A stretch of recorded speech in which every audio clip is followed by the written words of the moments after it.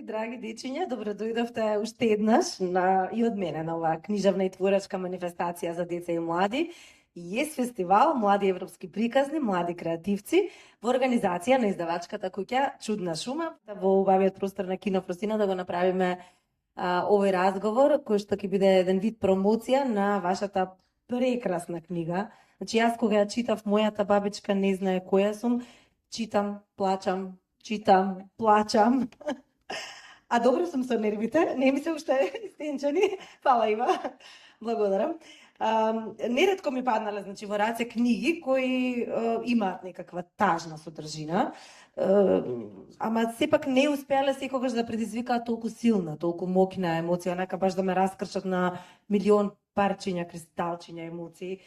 Иако има многу нели книжевни дела и филмски дела кои што баш кокетираат и со тага и со патетика, дури како пренагласена емоција.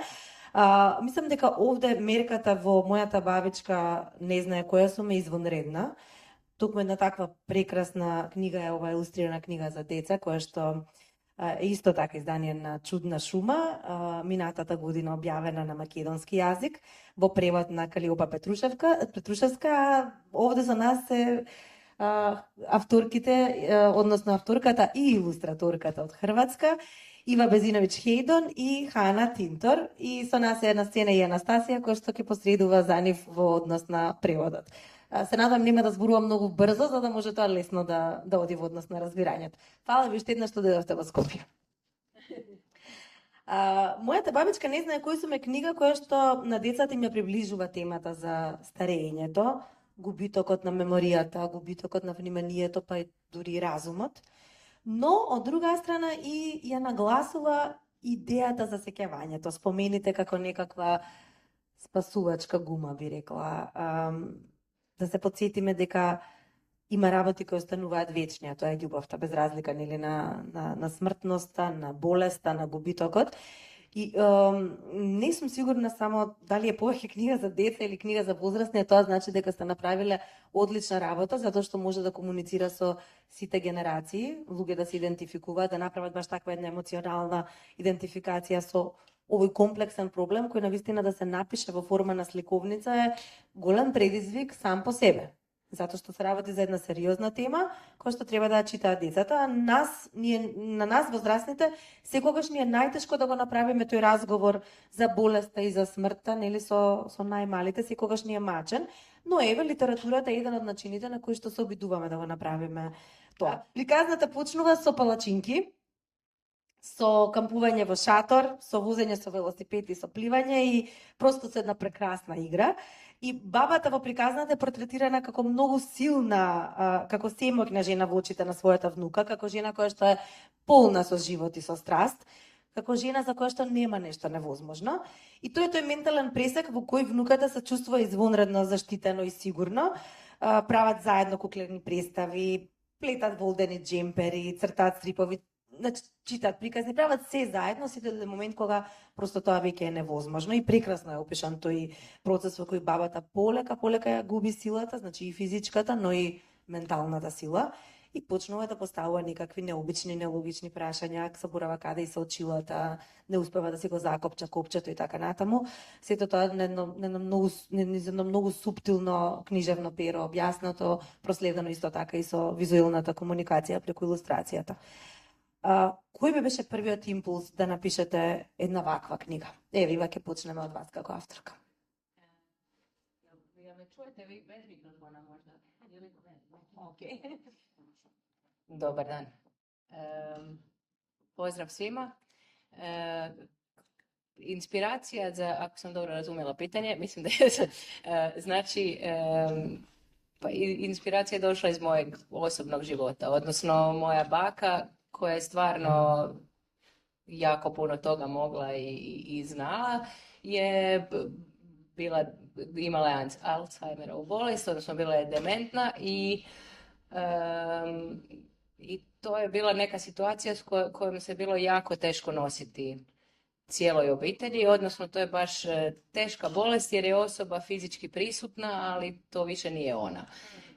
I u stvari sam ja pokušala, imam 3 djece i svaku neku nekakvu malo težu temu se trudim vrlo iskreno i direktno im o tome govoriti, ali vrlo često nam je kao pozadina za razgovor su nekakve slikovnice. I ja sam u stvari onda tražila prvo da nađem neku sličnu slikovnicu i nisam našla ništa.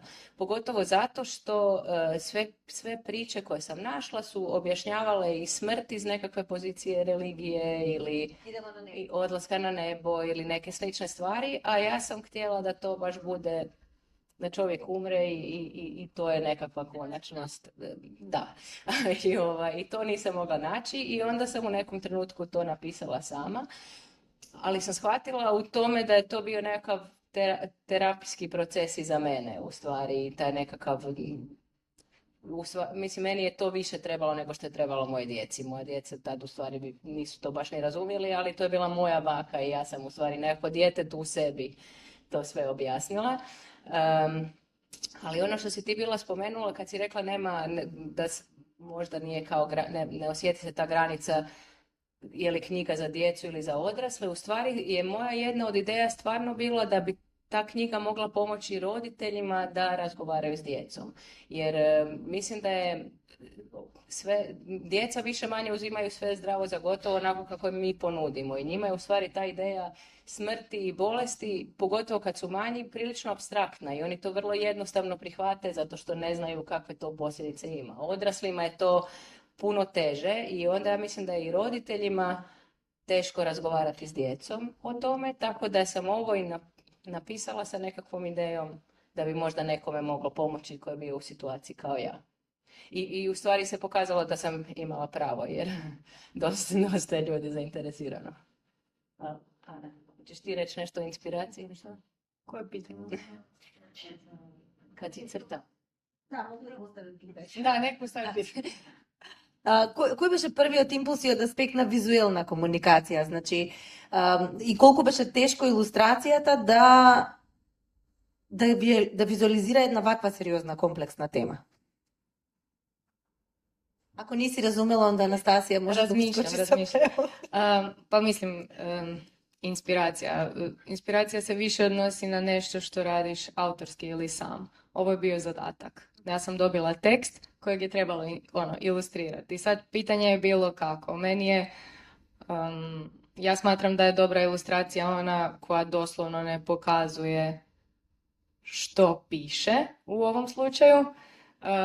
Tako da sam razmišljala kako tu priču nadopuniti i kako čitateljima ponuditi nešto da se i oni u tome pronađu. A na sreću Iva je autor koji stvarno ne opisuje puno i onda to meni olakšava posao. I onda mogu zapravo ponuditi nešto svoje, kao što je to bila Ivina baka. Moja baka inače ima 93 godine i jako je dobro, jako je lucidna i ja za Alzheimer ne znam iz osobnog iskustva, na sreću. Ali imam jednake uspomene za baku koja je jako snažna, s kojom radim sve i koja može sve, do sad trenutka da zapravo ne može ništa, ali ja njoj mogu sve i obrnuo se taj odnos. I zato okrećući stranice se zapravo i njihove proporcije mijenjaju i svaka ilustracija na neki simbolički način nadopunjuje Ivin tekst. Taj gumb koji si spomenula kad se zakopčava košulju, nije da samo ne može, nego se i gumb topi. I to je nekako, to mi je bilo, ružno je reći da se čovjek topi i nestaje, ali zapravo se to događa. Tako da, evo, to je odgovor. Hvala, Hana.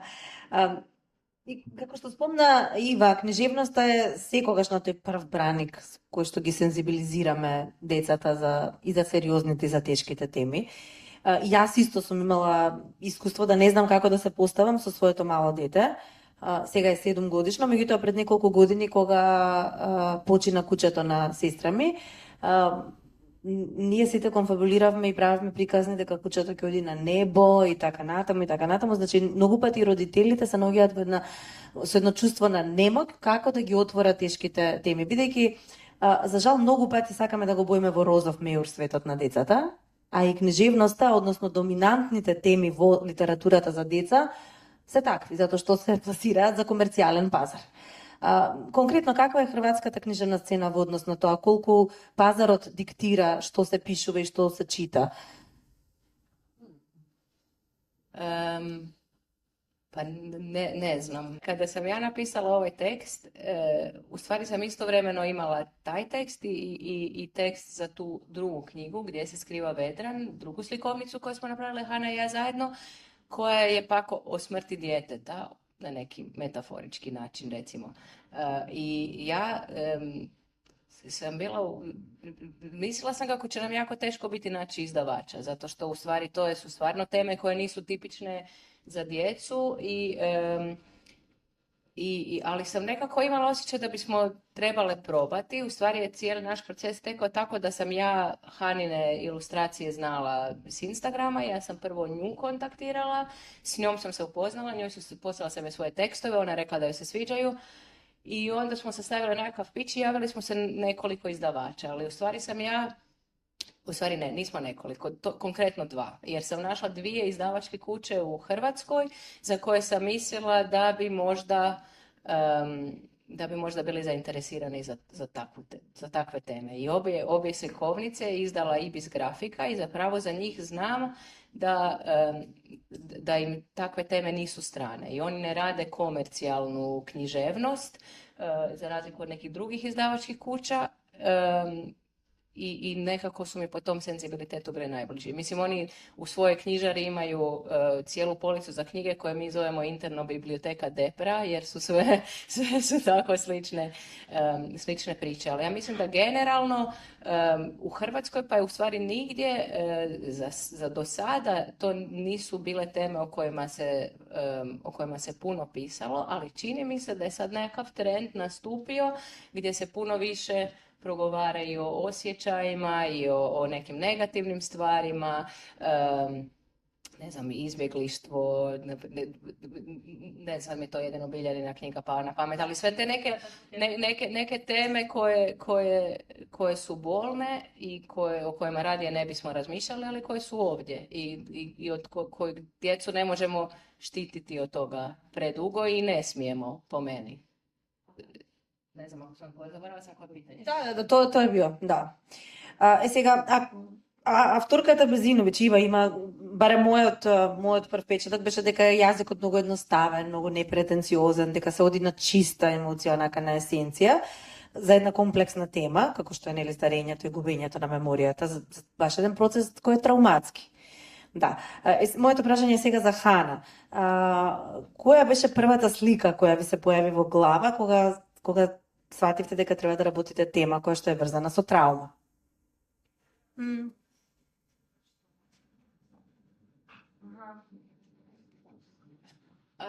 Pa mislim, ovo je bilo prije nekoliko godina, tako da ne mogu reći da se sjećam točno koja je bila, ali odmah sam znala da će biti plavi tanjuri, jer moja baka ima plave tanjure i uvijek je morao je biti plavi tanjur. I znam da onaj dio priče kada tata plače i djevojčica prvi put vidi tatu kad plače. Ja se točno sjećam trenutka kad sam prvi put vidjela svog tatu kada je plakao i to je doslovno meni bila oluja, kao kako je ovo uopće moguće. I mislim da tam je još uvijek najdraži mi je taj spred, nekako kako ona se malena drži za taj kišobran i pada kiša i puše vjetar, a sve ide iz tatinih suza. Да. Tam je bila... Беше тоа исто една од најсилните сцени, значи и од книжевен аспект и од визуелен, затоа што нели тука на тој емоционален спектар се појавува и ранливоста, ама и во родов контекст. Во джендер варијанта, затоа што Ема прв пат го гледа својот татко како плаче за баба Зринка и се случува во исто време еден ослободувачки, еден катарзичен момент. Подоцна, нели, таткото ја објаснува како бабата ќе ја нема, ама таа повторно ќе биде некако со нас, што внесува пак од друга страна некаква искра на надеж во целата тага. Навистина многу моќно и од книжевен и од илустраторски аспект како тоа сте го вклопиле заедно, со еден заеднички сензибилитет, а тука и со една родова нишка, би рекла, така суптилно протната во целата приказна. Во нарацијата доскокува и куќето Макс, така беше, нели? Макс беше името на... Макс, да, Макс. И тој е некаква метафора фактички за радосните моменти кои што им се враќаат, нели, преку спомените. Се подсетува, има и на убавите работи, таа редовно ја посетува бабата во својот дом и раскажува на баба Зринка, иако баба Зринка веќе не ги фаќа значењата. И во тој вртлок од радост и од тага, во тој вртлок од измешани чувства, ема како да осознава дека сепак смртноста е тука, ама љубовта е вечна. Кои работи за вас се вечни? Кои се ствари за вас вечни? Кои се ствари за... Ne znam, dijamante. Pa ne znam, volim, ne znam. Danas sam dosta nihilistički raspoložena, rekla bi da ništa nije vječno. Ne znam, teško mi je to pitanje. Mogu malo razmisliti pa onda možda druge godine. Možda da... Jel ti imaš Hana odgovor? Na koje pitanje? Koje su vrijednosti ili stvari za tebe vječne? Vječne. Nema toga, možeš fino pojest, možeš pomaziti psa, uživati u nečem što ti se nudi tad i to je to, ništa, sve se mijenja. Ali lijepi odgovor da je ljubav vječna. Ljubav je vječna. Bako, ispeci mi palačinke. Bako, broji koliko dugo mogu držati dah. Bako, noćas ćemo spavati u šatoru u vrtu. Bako, pleši malo brže. Moja baka Zrinka uvijek bi svemu rekla može. Kampirale smo i planinarile, trčale i vozile bicikl, plivale u najdubljem moru. Gradili smo tajna skrovišta i izrađivale kućice za kukce od kutija za cipele. Plele vunene džempere prema idejama iz moje glave, stvarale smo igračke od čašica za jogurt, organizirale lutkarske predstave u njezinom vrtu. Putovale smo vlakom, zrakoplovom, brodom. Crtale smo stripove, čitale novine, pisale priče. Ništa nije bilo nemoguće. Moja je baka sve znala i mogla. Dok jednoga dana više nije. Ali sad možeš. Бабичке, направи ми палачинки. Бабичке, број колку долго можам да го задржам здивот. Бабичке, ноќас ќе спиеме во шатор во дворот. Бабичке, врти се малку побрзо. Баба ми Зринка секој пат за се велеше може. Кампувавме, планинаревме, трчавме и возевме велосипед, пливавме во најдлабокото море. Градевме тајни скривалишта и правевме куќарки за бубачки од кутии за чевли. Таа плетеше волнени джемпери според замисли од мојата глава. Правевме играчки од чашки за јогурт, подготвувавме куклени представи во незината градина. Патувавме со брод, со воз, со авион, цртавме стрипови, читавме весници, пишувавме приказни. Ништо не беше невозможно за мојата бабичка. Мојата бабичка знаеше и можеше се. Се до денот кога веќе не.